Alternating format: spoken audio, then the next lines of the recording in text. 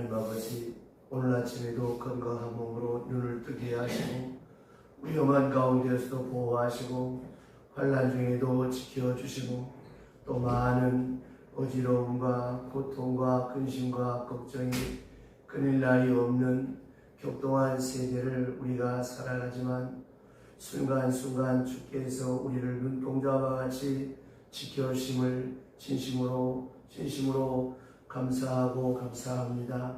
하나님 아버지, 우리가 집에 있으나 밖에 있으나 얼마나 많은 위험한 일이 있고 한순간도 마음을 놓을 수 없을 만큼 많은 어려운 문제들이 있고 위기에 살고 있으며 또 걱정하고 또 염려하며 근심하며 살아갑니다마는 이 모든 것들이 하나님 우리의 힘으로 어찌할 수 없는 속수무책인 그런 많은 문제와 시험과 유혹 속에 살아가고 있습니다.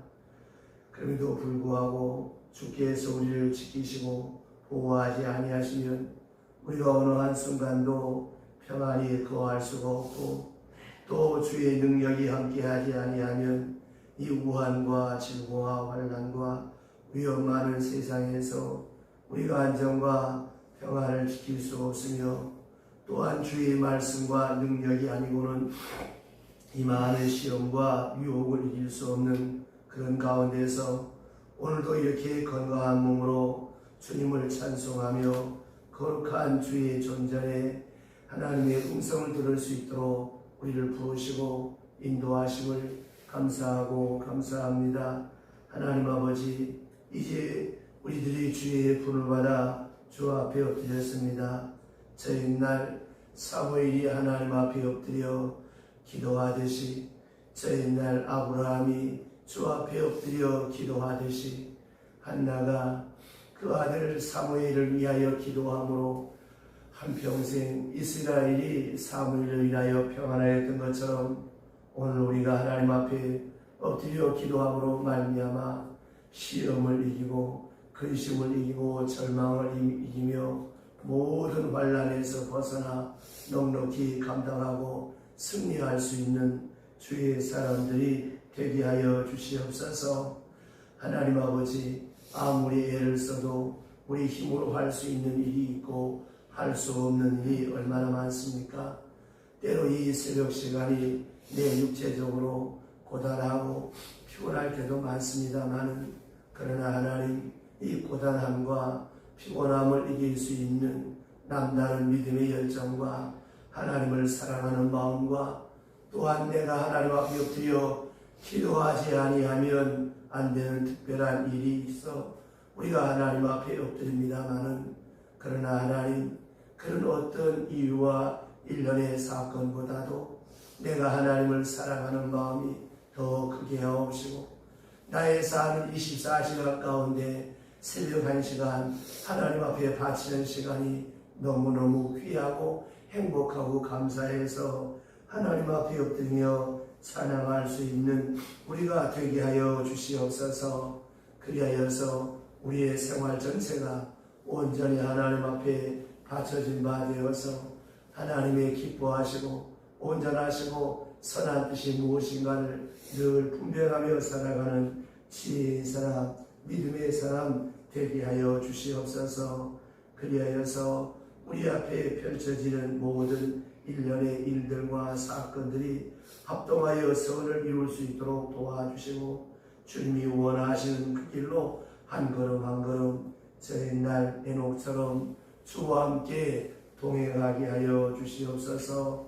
원컨대 우리 마음의 은혜를 더하사 범사에 감사하게 하옵시고 범사에 주를 찬송할 수 있는 아름답고 복된 믿음 생활이 되게 하여 주시옵소서.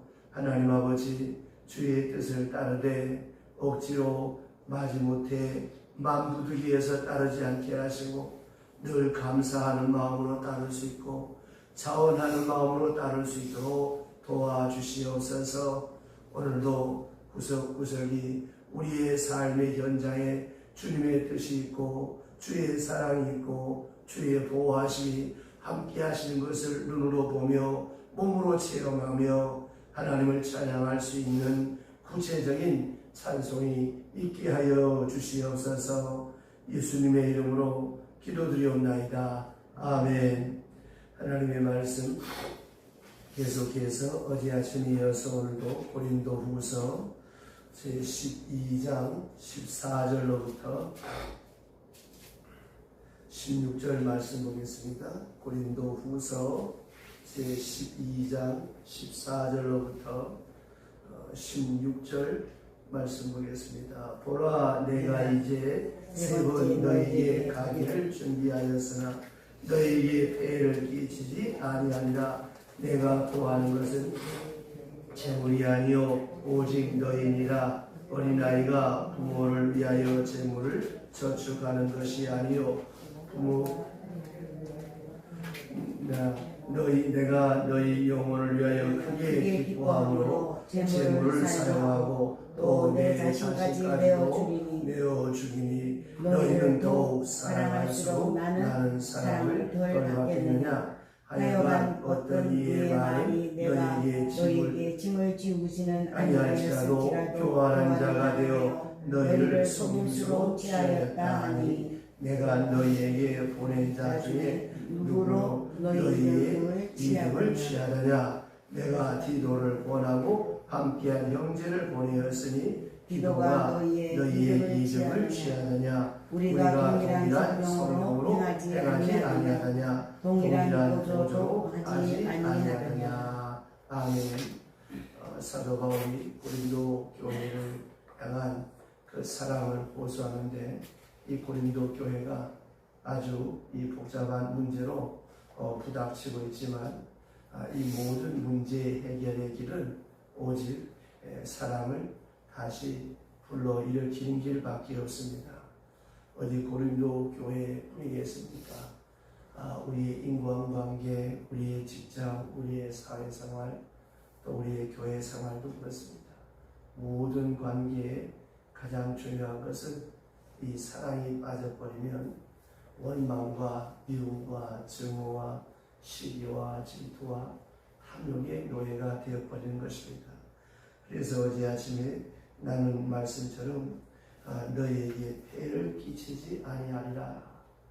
참 우리가 이 말씀대로만 살면 여러분 얼마나 좋겠습니까? 남편은 아내에게 폐를 끼치지 않으려고 애를 쓰고 아내도 남편에게 폐를 끼치지 않도록 애를 쓰고 그럼 얼마나 좋겠습니까? 근데 참 이게 안 되는 거예요. 직장을 가서 마찬가지입니다. 회사는 사원들에게 폐를 끼치지 않는다는 말은 그렇지만 착취하려고 하지 않고 많은 이문을 벌어서 사원들의 복지 증진과 그리고 처우 개선을 위해서 더 높은 임금을 주고 또 회사의 사원들은 회사에 폐를 끼치지 않도록 내가 정말 이 기업의 CEO처럼 그렇게 세밀하게 열심히 일해서 이 회사에 매출이 많아질 수 있다. 이렇게만 산다면 노사 간에 무슨 갈등이 있겠습니까? 우리 인간관계에 무슨 갈등이 있겠습니까? 그런데 이게 없기 때문에 문제라고 하는 것입니다.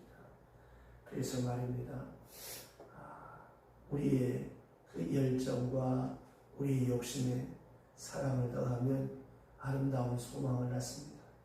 그러나 거기에 사랑이 빠져버리면 더러운 탐욕주의자가 되어버리고 합니다. 탐욕주의자는 저도 죽고 남도 죽이는 거예요. 보세요. 동물의 세계나 식물의 세계도 보세요.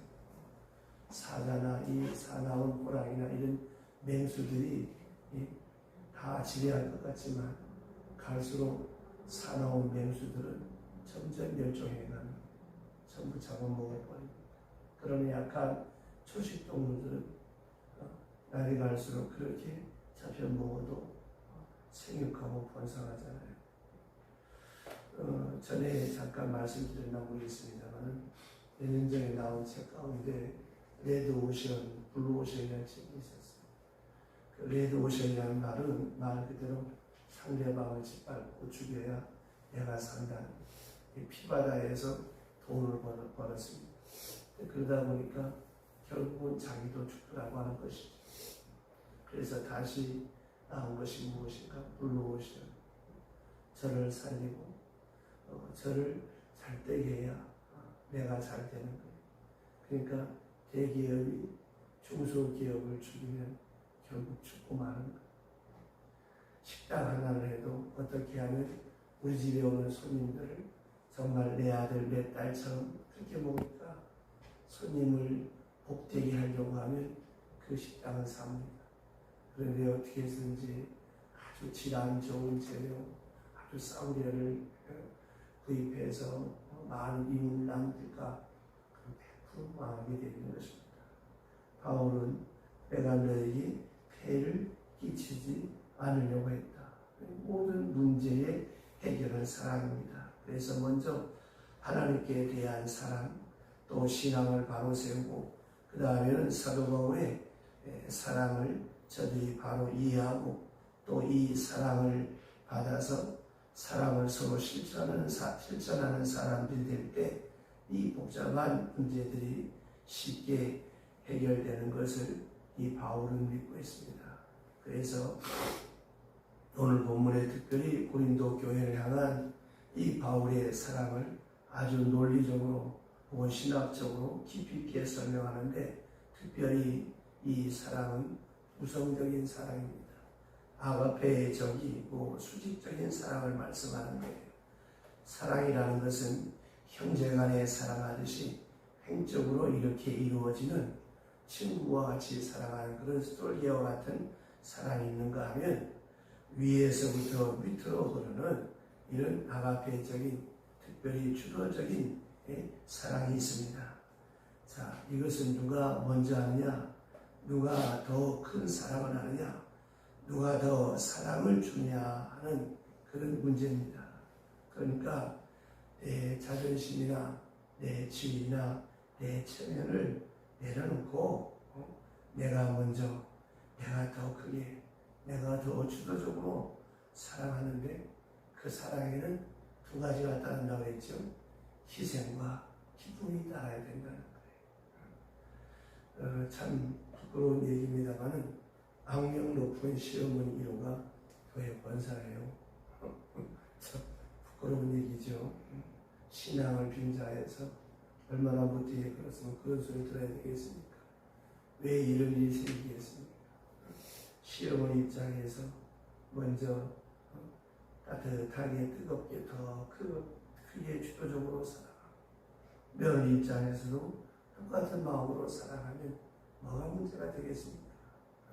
근데 이게 어느 한쪽이 밸런스가 안 맞으면 갈등이 생겨질 수밖에 없다라고 하는 것이죠. 그런 의미에서 우리가 한번 생각해야 될 것은 누가 먼저 사랑하느냐, 누가 더 큰 사랑을 하느냐, 누가 더 사랑을 주느냐, 이 문제에서 내 위치, 내 체면, 내 자존심 때로 이걸 내려놓아서 어리석은 자가 되죠. 이렇게 사는 사람이 여러분 행복하고 기쁘고 평안한 거예요. 파스칼은 사람은 도덕적 질서와 윤리적 질서가 바로 되지 아니하면 행복할 수가 없고 기쁨을 얻을 수가 없다고 했어요. 보세요. 아무리 사랑을 하지만 더러운 탐욕적인 자기 욕망을 위해서 사랑하는 사람에게는 쾌락은 있어도 기쁨은 없습니다. 돈을 벌었습니다. 수단 방법 가리지 않고 다른 사람 거 빼앗고 짓밟으며 돈을 벌었어요. 기쁨이 없어요. 또 다른 사람 해코지 해가면서 짓밟고 누침 누르고 내가 올라서서 높은 자리에 앉았습니다. 기쁨이 없을 뿐더러 아무도 존경하고 따르지 않습니다. 그는 예수를 믿는 사람이나 예수를 믿지 않는 사람이나 누구나 보편적인 진리. 그래서 사람은 언제나 도덕적 질서와 윤리적 질서가 바로 되어야 거기에 기쁨이 있고 행복이 있습니다. 내가 아무리 막 우기고 논리적으로 합리적 옳다고 정당하고 괜찮다고 막 우겨대도 내가 나를 알고 하나님이 아시잖아요. 내가 나는 도둑놈이야, 너는 나쁜 놈이야, 너는 야비해, 내가 알잖아. 그러니까 결코 행복할 수가 없다라고 하는 것입니다. 그러니까 여러분 보세요. 마치 아버지가 자녀를 사랑하는 것 같은 그런 사랑을 여기서 설명하는데, 이미 우리가 공부한 고린도전서 4장 15절에서 우리는 바울의 그런 편지를 읽을 수 있습니다. 그리스도 안에서 1만 스승이 있으되 아비는 많지 아니하니 그리스도 예수 안에서 복음으로서 내가 너희를 낳았습니다. 참 깊은 말씀입니다. 이 고린도전서 이 4장 15절에 있는 말씀은 복음으로 내가 너희를 낳았다. 내가 아버지다. 아버지가 자녀를 사랑하는 것 같은 주도적이고 적극적이고 창조적인 그런 사랑을 너희에게 쏟고 있다. 너희가 이 사랑을 얼마나 아는지 또 모르는지 그것은 문제가 안 된다. 그래서 오늘 본문에는 이 주도적인 사랑이 어떤 것이며 참 사랑의 속성이 무엇인가 하는 것을 우리에게 말씀해 주고 있습니다. 특별히 오늘 주신 말씀은 그런 사랑을 재미있게 설명한 말씀이고 또 사랑의 철학이라고 할 수 있고 또 하나 사랑의 속성을 사도 바울이 신비롭게 설명하고 있습니다. 또 아주 심리학적인 말씀이기도 합니다. 그러나 그보다 더 중요한 것은 실제적인 말씀입니다. 그러니까 이것이 어떤 탁상 공론이나 관념적인 것이나 어떤 형이상학적인 것이 아니라 아주 원리적인 것이고 논리적인 것이고 실제적인 것입니다. 자, 보세요. 여러분들이 연애 소설을 읽는 거하고 내가 연애하는 거하고 똑같습니까? 차원이 다르죠. 연애 소설 읽는 거하고 내가 연애를 하고 사랑을 한 거하고는 천지 차이입니다. 그러니까 실제적인 것은 사랑해보지 않은 사람은 모르는 것이 사랑의 신입니다. 이 사랑을 받아보지 않는 사람은 모르고 해보지 않는 사람은 납득이 가지 않는 그런 부분인 그 실제적인 사랑을 사도 바울이 말하는 거예요.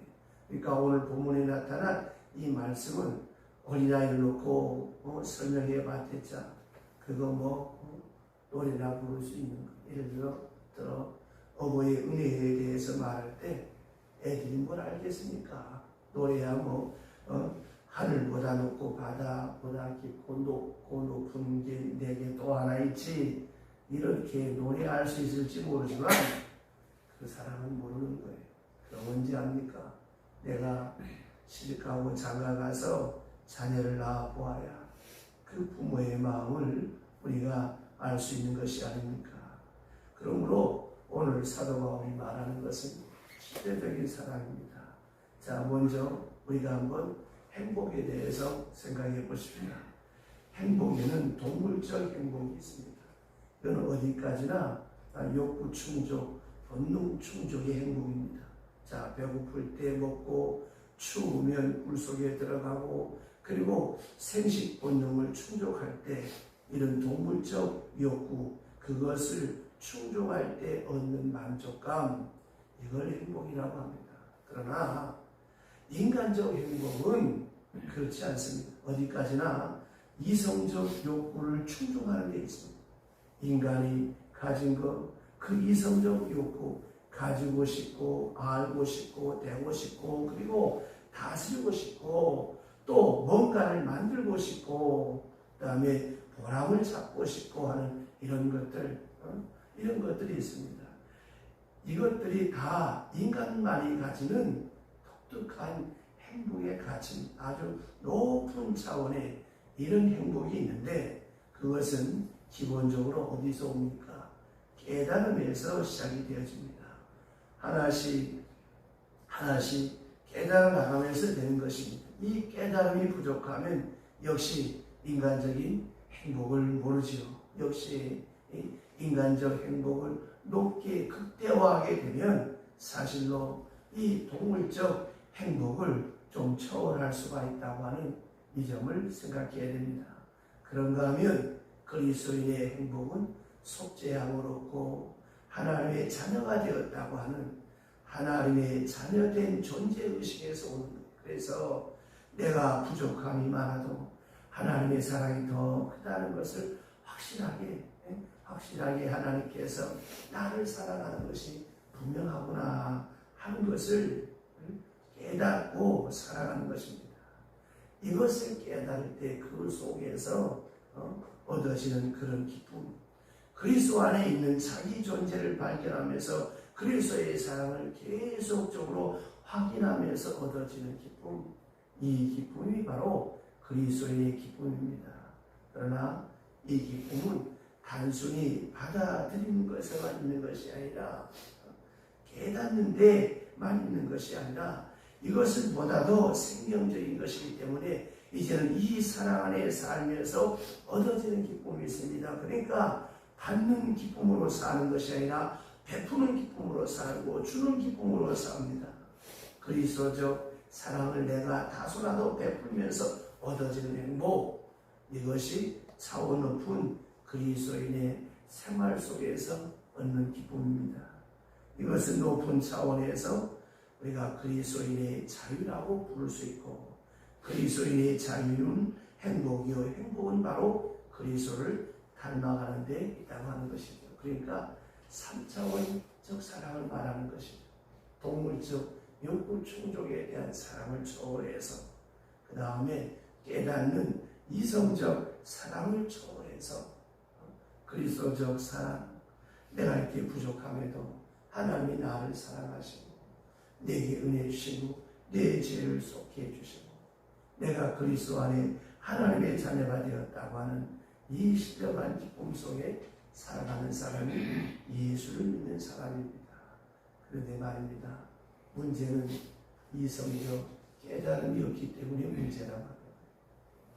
이 세상에 가장 큰 은혜, 가장 큰 축복, 가장 큰 지혜가 무엇이냐? 깨달음입니다. 오죽하면 잠언에 그렇게까지 말씀했겠습니까? 깨닫지 못하는 사람은 하찮은 민물과 같다고 했어요. 여러분 전구통에 곡식을 넣고 찌르면 그 곡식의 껍질은 벗겨지는데 미련한 자는 미련함이 벗어지지 않는다는 것. 보세요.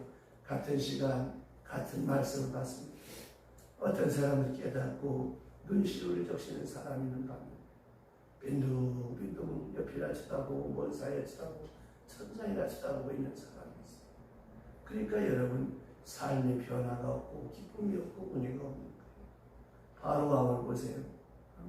얼마나 미련하면 심지어 11가지 홍해에서 애국 군대가 수장되는 것까지 10번째 장자의 재앙으로 하루아침에 애굽의 장자가 다 죽어 넘어지고 애굽 전역에 목소리가 끊이지 아니하는 그런 처참한 일을 당하기까지 왜 진작 얘기하지 못했던가.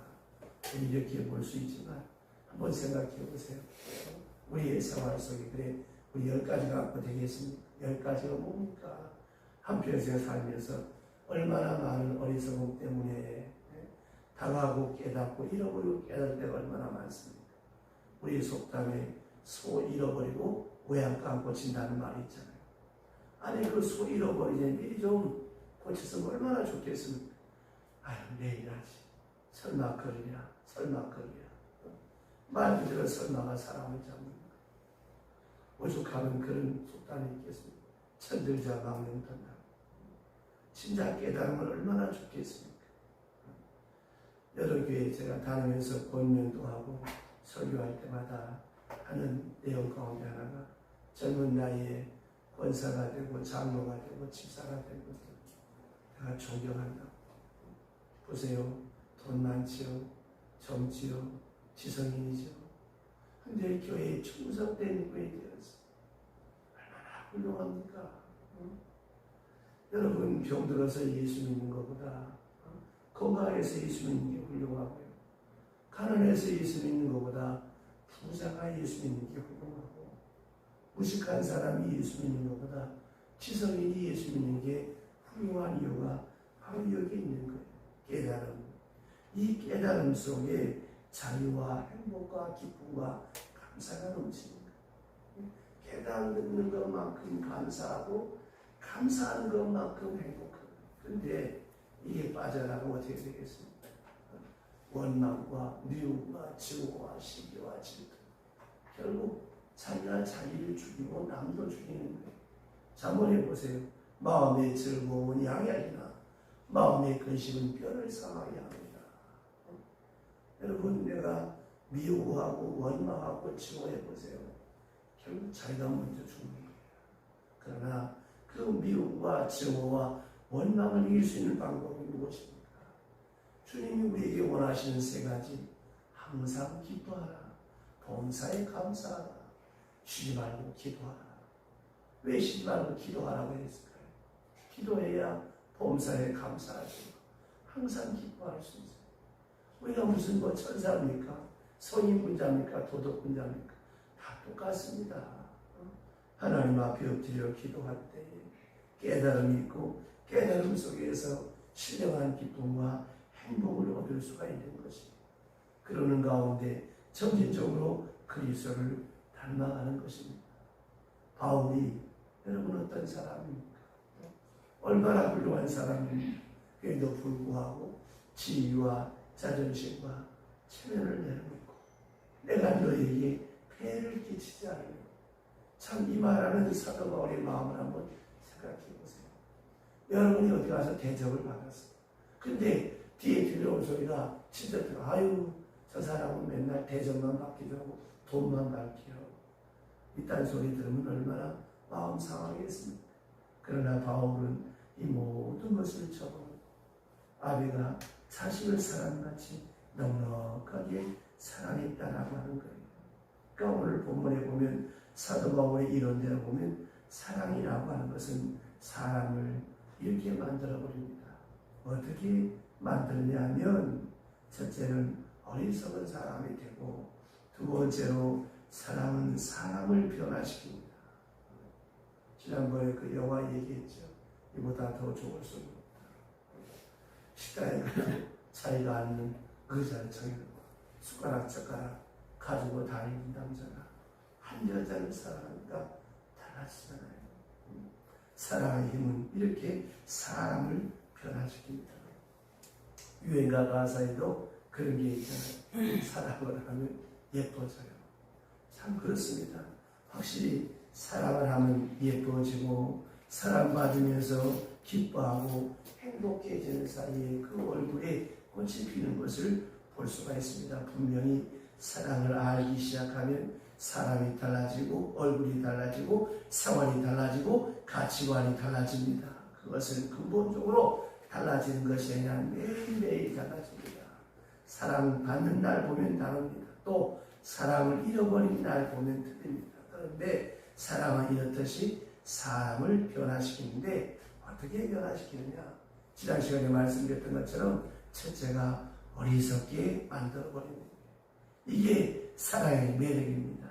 사랑하다 보면 정신이 말짱한 사람은 사랑할 수가 없는 거예요. 사랑한다고 하면서 멀쩡하면 그 정신이 온전하면 사랑할 수가 없는 것이죠.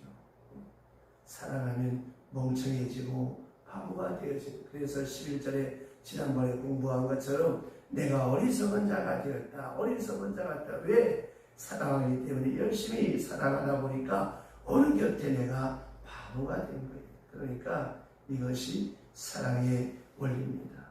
그러니까 이 말을 바꾸면 뭐예요? 사랑한다 하면서도 아직도 어딘가 어리석어지는 데가 없는 사람, 여전히 똑똑하고 여전히 잘난 체하고 자기중심적이고 자식 욕심만 채우려고 이렇게 되어지면 이 사람은 뭐예요? 아직도 사랑의 진가를 모르는 사람입니다. 이것은 이론의 세계가 아니고 실제적인 세계요, 실제적인 것입니다. 하나만 더 말씀드리고 내일 아침에 또 보겠습니다. 그 샌프란시스코에 가면 거기는 에이즈 환자가 많습니다. 어느 의사 부인, 여자가 의사인 그 남편이 있었습니다. 자기 부인이 의사로서 바깥 생활을 많이 하다 보니까 이 남자가 남편이 잘못돼서 이 남편이 에이즈가 걸렸어요. 자, 여러분 같으면 어떻게 했겠습니까? 이놈의 인간 말이야, 어쩌고 저쩌고 난리가 났겠지요. 근데 아내인 의사는 남편의 그 소식을 듣고 두 눈을 감고 그 서지에 앉아서 한참 생각하는 가운데 두 눈에 눈물이 주르르 흐릅니다. 그리고 하나님 앞에 이렇게 기도합니다. 하나님, 죄송합니다. 용서해 주시옵소서. 제가 의사랍시고 바깥으로 나돌다 보니 우리 남편이 외로운 나머지 이렇게 엄청난 병에 걸렸습니다. 하나님, 제가 잘못했습니다. 제 탓입니다. 이렇게 그에게 기도를 해요. 얼마나 훌륭합니까? 더 놀라운 것은 그렇게 기도하고 부부 생활을 합니다. 그럼 둘 다 죽는 거예요. 그런데 놀랍게도 그 병이 전염되지 않고 오히려 남편의 에이즈가 치유가 된다고 하는 것이죠. 여러분, 사랑의 힘은 이렇게 위대합니다. 실제적인 거예요. 저는 세포에 가서 그 교회 간증을 듣고 참 많은 것을 생각했습니다. 진심으로 사랑하면 상대방이 달라집니다. 이 은혜가 함께 하시기를 주의 이름으로 축원합니다. 기도합시다. 하나님 아버지, 귀한 말씀 주심을 감사합니다. 우리가 평생 예수 안에 살면서 사랑, 주님의 사랑을 말하고 모두가 사랑을 노래합니다마는 교회 안에서처럼 비정하고 냉정함이 없는 것을 우리가 늘 생각합니다. 조그만 일만 있어도 그저 입소문이 나고 시끄러워지고 분쟁이 생겨져서 누구한테 내 아픔을, 내 기도 제목을 내어놓고 말하기가 참 조심스러운 그런 시간을 살아가지만 우리가 이 공도서를 공부하면서 다시 한번 사랑이 무엇인가, 사랑은 탁상공론이 아니고 또 사랑은 이론이 아니고 관념적인 것이 아니고 형이상학적인 것이 아니고 실제적인 것이다라고 하는 것을 바울이 몸소 경험하고 체험한 귀한 말씀을 함께 나누고 있습니다. 하나님, 할 수만 있다면 나 때문에 다른 사람이 덕을 보고 나 때문에 행복해질지언정 폐해를 끼치는 자가 되지 않게 하여 주시고 어떤 환경, 어떤 여건 속에서라도 그리스도의 사랑으로 넉넉히 품을 수 있는 하나님, 그런 사랑의 은사를 우리에게 주시옵소서.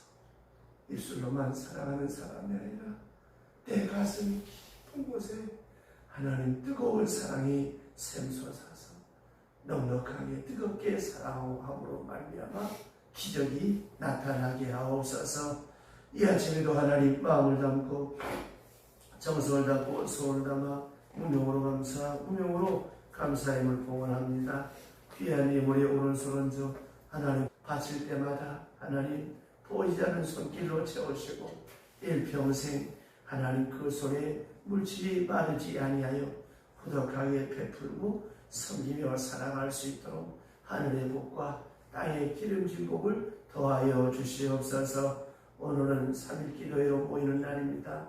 이 땅에 주께서 피 흘려 값주고 세우신 주의 교회를 축복하여 주시어서 이 어지럽고 혼란한 세대 우리 모두 우리들이 섬기는 교회에 나가서 나라와 민족을 위하여, 교회를 위하여, 사랑하는 사람들을 위하여, 자녀들을 위하여, 우리 자신을 위하여 함께 기도하는 날 되게 하여 주시옵소서. 이 하루의 모든 것을 주께 의탁하옵고 예수님의 이름으로 축복하며 기도드리옵나이다. 아멘.